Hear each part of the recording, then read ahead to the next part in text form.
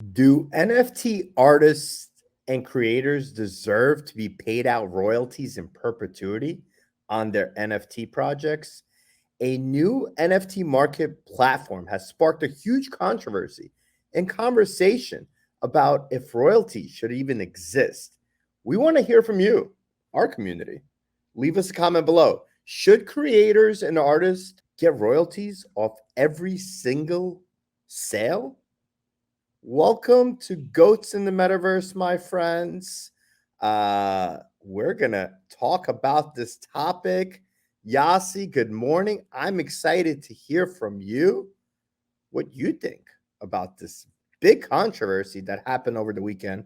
But before we get into it, let's talk about, I guess, some positive news in this space. ETH is up, my friend. ETH was teetering around $2,000 last night. I'm not sure if it actually broke 2,000. I know it was very, very It close. broke 2,000. Oh, hey! Round of applause. Ethereum broke $2,000. That is very exciting news. But it's also completely destroying the NFT market. Let's take a look at those numbers. They are not pretty, my friend. Cool Cats are down to 2.12. Any input here? Yes. What's going on? Well, they're not necessarily destroying it in dollar terms. In ETH terms, we're seeing that the ETH price is coming down and people are happy to trade their NFTs at shiny new dollar prices, although they are dropping slightly.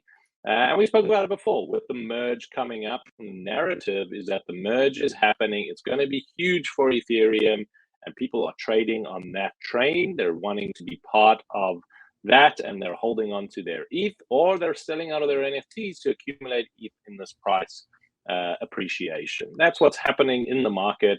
People are moving to those types of assets. L1s are seeing some great trajectories. We're seeing Avalanche up 90%, Near up 90%.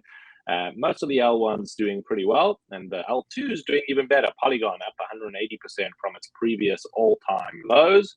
And Bitcoin, in this regard, is a bit of a laggard, not seeing the same kind of price appreciation. For me, it's exciting times. There are some good buying opportunities in the NFT world. So let's look at that daily floor price check-in, see what's going on, and see where do we think there's some good opportunities to get some of those shiny NFTs at prices we've never seen before. Or it's been a while since we've seen them. Doodles, 7.26 ETH. Big announcements came out of the world of Doodles. There's some new projects coming. There's the duplicator. There is a whole bunch of stuff that is coming out. We've got Pharrell on board as chief brand officer. We know they've got big plans and ambitions. Before crypto, NFT NYC, a Doodle would have cost you between 15 and 20 ETH. And now you can pick it up at half price, 7.26 ETH. That is, I think, a potential buy zone. CloneX up to 6.9 ETH.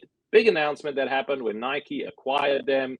And we haven't seen much coming out of the universe of CloneX yet, but I anticipate we will see stuff coming out of it. 6.9 ETH, pretty good buying opportunity for me. If you were to ask me, I would be buying in that zone. 6.5 ETH for an Azuki. This is a controversial one. What do you do with Azuki? You've had the news about Vagabond and their previous rug pulls.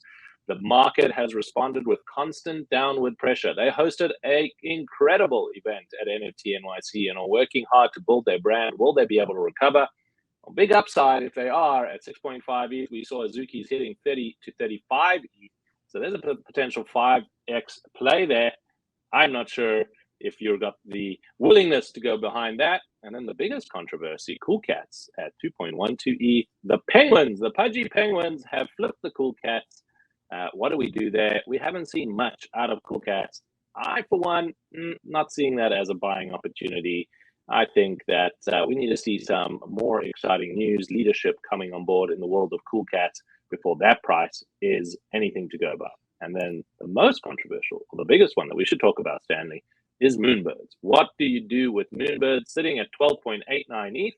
Still close to $30,000, so it's not a small price tag, but at its peak, you were paying close to $100,000 to get into that community. Stanley, I know you're a Moonbird holder. What do you say to our fans? I have no idea what to say, but I will say one thing. today I realized why we're co-hosts. I agree with hashtag do your own research, not financial advice. I agree with everything you said there. Everything, every single, and I'll add one more thing. I think another potential buying opportunity is VFriends, sitting at 5.95. And look, I think VFriends, this is the lowest I think we've seen it ever. Mhm. This is a low number. We know Gary Vee is on vacation, but boy, is he going to come back fired up, and I'm sure he has something up his sleeve. Sitting at 5.95. If you believe in Gary Vee long term, I think this is where you go make a solid play onto VFriends. Agree with you, Cole Cats. Agree with you on Doodles. And also Mutants, 13.7. We know the other side is coming. We know Mutants are going to be a part of it. We know, I mean, I think the dogs are at like 7 or 8. So if you look at that in comparison to Mutants, I think at 13.7, that's another buying opportunity as well. But you know what? Let's get into the big controversy of what happened this weekend. Because to me, this was like not even a conversation. Let's see some of the tweets that came out.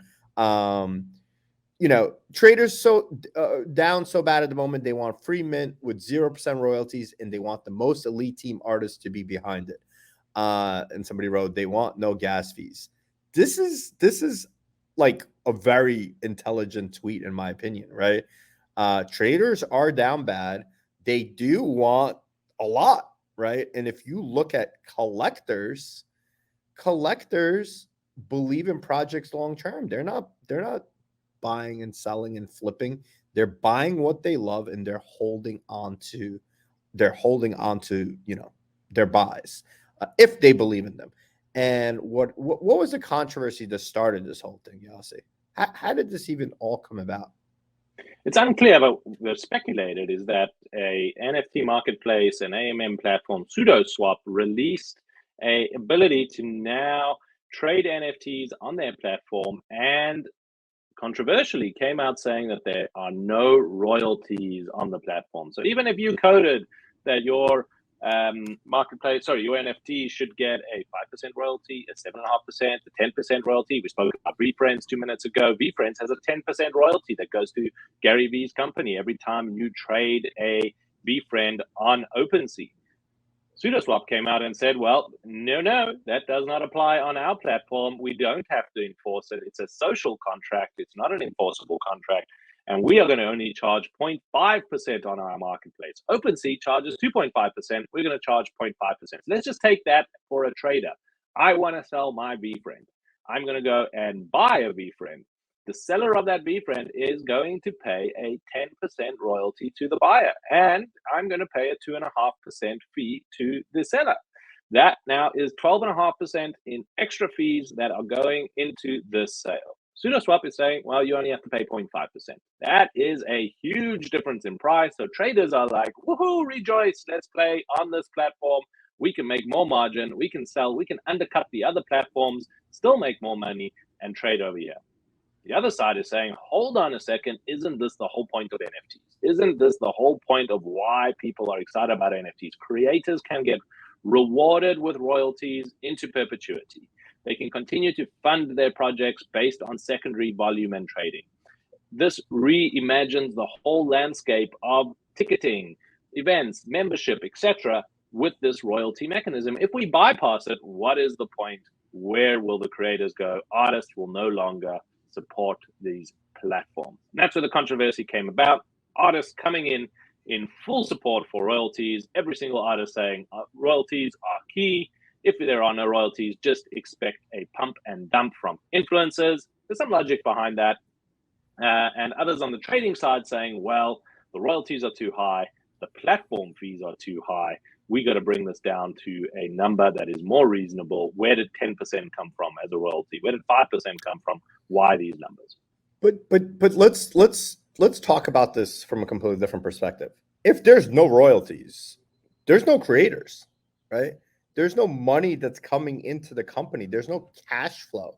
There's no reason for people to continue to reinvest into into the projects, right? And I know that we've gotten really, really spoiled, and we got, there's been a lot of bad apples of, good marketing, rug Pick some pulls, like on. that. Yeah. There's been a lot of bullshit out there.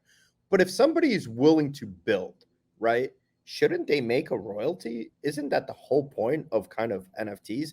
Is how do you continue to bring in cash flow, right? So let's say, and especially now people are saying we want free mints, right? So now we're saying free mints, now we're saying zero royalties.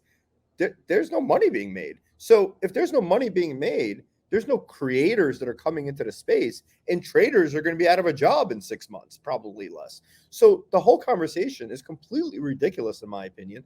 And listen, the traders need to understand there still could be money being made, and they need to understand that it has to be done. Like, they have to understand what the trajectory of this market is, and what NFTs are and why should they exist. If we continue to kind of fall to the bad apples and the rug pulls and the people that are scheming and scamming, then that whole Web3 is done. And then we go back to Web2, and everyone goes back to their 9 to 5 job, and they're all miserable. And that's the end of it, right? I mean, like the opportunities that Web3 has created for people that were literally, probably working for 10, 15, 20, 30, 40, 50 bucks an hour, and now have become millionaires. And now they're just spoiled, right? Like, they don't even understand like how lucky they are to be able to kind of work for themselves, do what they love.